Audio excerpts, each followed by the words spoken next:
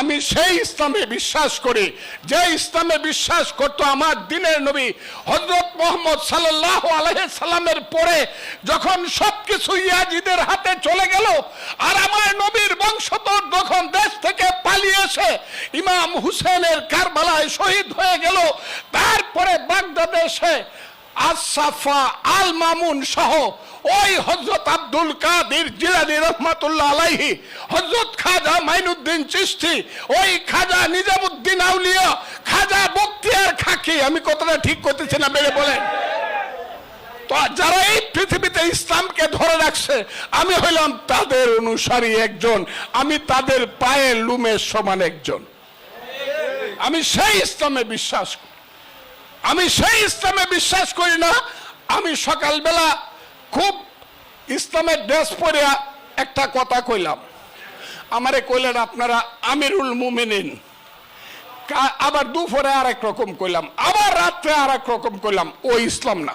আমি আপনাদেরকে বলে গেলাম যারা আমাকে ধর্ম মানে না বলে, আমি তাদেরকে বললাম না, আলেম ওলামা আরবি শিক্ষিত সবাইকে আমি সালাম করি, কিন্তু আমি ঘৃণা করি তাদেরকে যারা 1971 সনের মা বোনের ইজ্জত নষ্ট করেছিল ধর্মের নামে।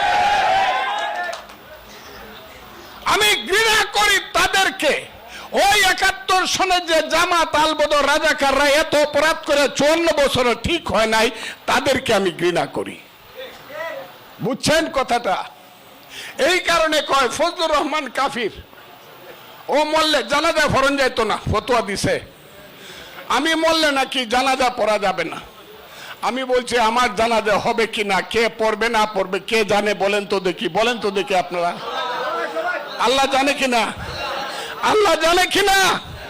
আল্লাহ যদি আমার জানাজা পড়ার কোন রকমের সুবিধা রেখে থাকেন, এই মিটিং এর কারা কারা আমার জানাজা পড়তে যাবেন একটু হাত তুলে দেখান তো দেখি।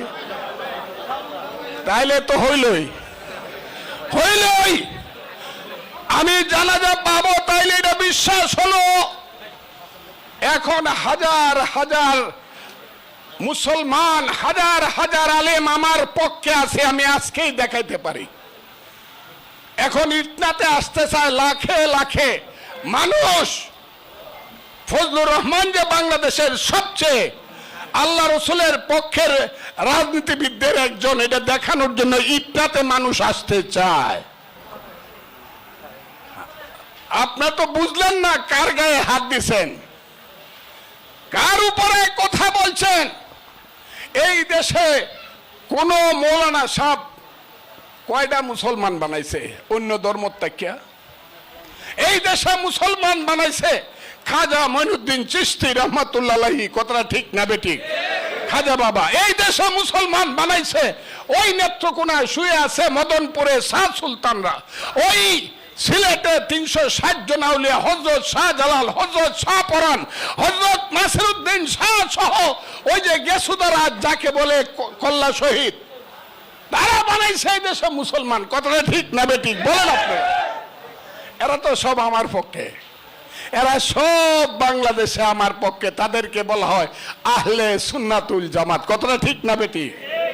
এই কারণে ওরা আমারে কাফির কয়। এদের সংখ্যাই সবচেয়ে বাংলাদেশে বেশি। সিলেটে একজন হুজুর মারা গেছে, পীর সাহেব মারা গেছে, আহলে সুন্নাতুল জামাতের ফুলতলির পীর সাহেব, তার জানাজায় 6 লাখ লোক হইছে।